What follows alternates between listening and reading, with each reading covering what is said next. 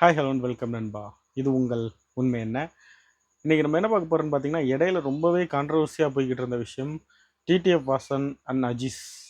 TTF pit ஷாப்லேருந்து TTF Vasan விலகிறேன் அப்படின்னு சொல்லி அறிவிச்சிருந்தார். அதை வந்து ஒரு வீடியோவாக எடுத்து போட்டிருந்தாங்க. அதை பார்த்துட்டு நிறைய பேர் வந்து அஜீஸை போட்டு கிளின்னு கிழிச்சிட்டாங்க. உடனே அஜீஸ் தரப்புலேருந்து ஒரு வீடியோ போடப்பட்டது. நாங்கள் வந்து அவனை காப்பாற்றுறதுக்காகத்தான் நான் இப்படி செஞ்சேன், இவ்வளோ கடன் இருக்குது, நான் இதை விற்று அதை கடனை கட்டினேன், நான் அதை விற்று கடனை கட்டினேன், கடைசியில் இப்போ பார்த்தீங்கன்னா நான் கட்டுவேன். அவன் ஒரு வீடியோ போடும்போது இந்த மாதிரி எடிட் பண்ணிட்டான் நிறைய விஷயத்த. நான் வந்து ஏன்னா நான் வந்து ஆட்டிடியூட் காட்டுறேன்னு நிறைய பேர் சொன்னாங்க அப்படின்னு.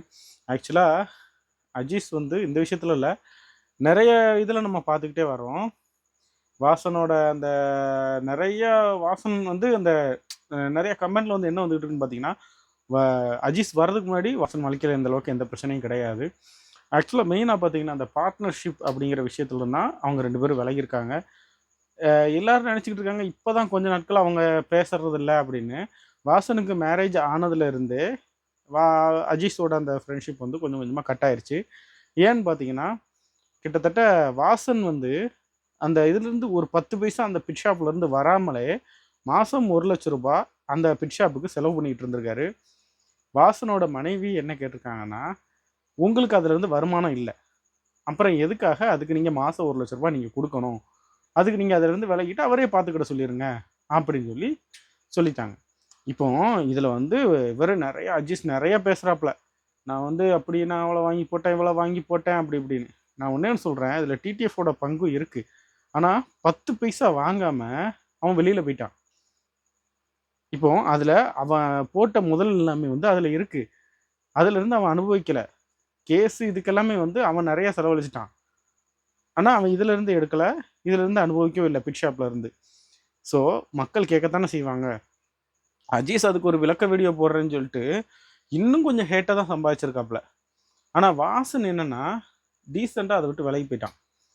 நான் அடுத்தடுத்து என்னோடய லைஃப்பை பார்க்க போகிறேன்ப்பா அப்படின்னு. வாசன் சொன்ன ஒரு விஷயம் உண்மை. ஏன்னா நம்ம சிங்கிளாக இருக்க வரைக்கும் இந்த பார்ட்னர்ஷிப்பு இந்த விஷயத்தில் வந்து பார்த்திங்கன்னா, நம்ம ஏமாந்துட்டு இருந்தால் நம்ம கூட தெரியாது, நம்ம ஃப்ரெண்டு தானே, சரி ஓகே எப்போனாலும் வாங்கிக்கலான்னு நம்ம இது பண்ணிடுவோம். ஆனால் நமக்குன்னு ஒரு ஆள் வந்ததுக்கப்புறம் தான் அவங்க சொல்லும்போது தான் நமக்கே தெரியும், என்னடா அப்போ இவ்வளோ நாள் நம்ம போட்ட உழைப்பெல்லாம் வேஸ்ட்டா அப்படின்னு. நிறைய பார்ட்னர்ஷிப் விஷயத்தில் எனக்கே கூட நடந்திருக்கு. ஏன்னா வாசன் வந்து இவங்களுக்கு ஒரு இதில் இருந்துட்டு வீடியோவே விட்டுட்டா யூடியூப்பில். இடையில வாசனோட சேனலே வந்து டவுன் ஆயிடுச்சு. அதுக்கு ஒரு வீடியோ போட்டு இது பண்ணியிருந்தாப்புல. அதுக்கப்புறம் அப்பப்போ வீடியோ போட்டுக்கிட்டு இருக்காப்புல. படத்தில் இருந்தால் யூடியூப் பண்ணக்கூடாது, அதெல்லாம் வேற. வாசன் வந்து இவங்க விஷயத்தில் கான்சன்ட்ரேட் பண்ணுறதுனால அதில் கான்சன்ட்ரேட் பண்ணல, அவ்வளோதான். யூடியூப்லேருந்து வர வருமானம், அங்கேருந்து வர வருமானம் எல்லாம் எடுத்து இந்த கடையில் போட்டு இழந்துட்டு கடைசியில் இப்போ அவர் ரியலைஸ் பண்ணிவிட்டு வெளியில் போயிட்டாப்புல. அதுக்கும் வந்து அஜீஸ் ஃபேமிலி எல்லோரும் சேர்ந்து இப்படி பேசுனாங்கன்னா என்ன பண்ணலாம்? ஓகே, நடப்பதெல்லாம் நன்மைக்கே அப்படின்னு சொல்லி நம்ம கேள்விப்பட்டிருவோம். அவன் வாழ்க்கையில் நடக்கிறது அவனுக்கு ஏதோ ஒரு நல்ல விஷயத்துக்காக நினச்சிக்கலாம். அவன் கப்புள் லாக் பண்ண ஆரம்பிச்சிட்டான். அந்த கல்யாணம் முடிஞ்சால் வ்ளாகர்ஸ் எல்லாருமே கப்புள் லாக் பண்ண ஆரம்பிச்சிடுவாங்க. கப்புள் லாக் பண்ண ஆரம்பிச்சிட்டான். ஆக்சுவலாக வந்து அந்த திருப்பதி தேவஸ்தான வீடியோ பார்த்தீங்கன்னா, அதில் பிரச்சனை பண்ணது யார்? அஜீஸ். ஆனால் கேஸ் விழுந்தது டிடிஎஃப் வாசன். அந்த பிரச்சனைகள் ஒவ்வொரு பிரச்சனையாக அடுத்தடுத்து அடுக்கடுக்காக வந்துக்கிட்டு இருக்கு. ஓகேவா? ஸோ இது எல்லாமே ஆரம்பித்தது இப்போ முடிந்து விட்டது. இனிமேல் அவன் வாழ்க்கை நல்லா இருக்கும்னு நினைக்கிறேன். ஏன்னா இந்த மாதிரி விஷயங்கள்லேருந்து வெளியே வரும்போது அவங்க வாழ்க்கை அடுத்து கொஞ்சம் நல்லா தான் இருக்கும், நம்புவோம். வாழ்த்துக்கள். Happy marriage life Vasan. And உங்களோட ஃப்ரீடமை என்ஜாய் பண்ணுங்கள். இனிமேல் ஃபினான்ஷியல் கிரைசிஸ் இல்லாமல் இருப்பீங்கன்னு நம்புகிறேன்.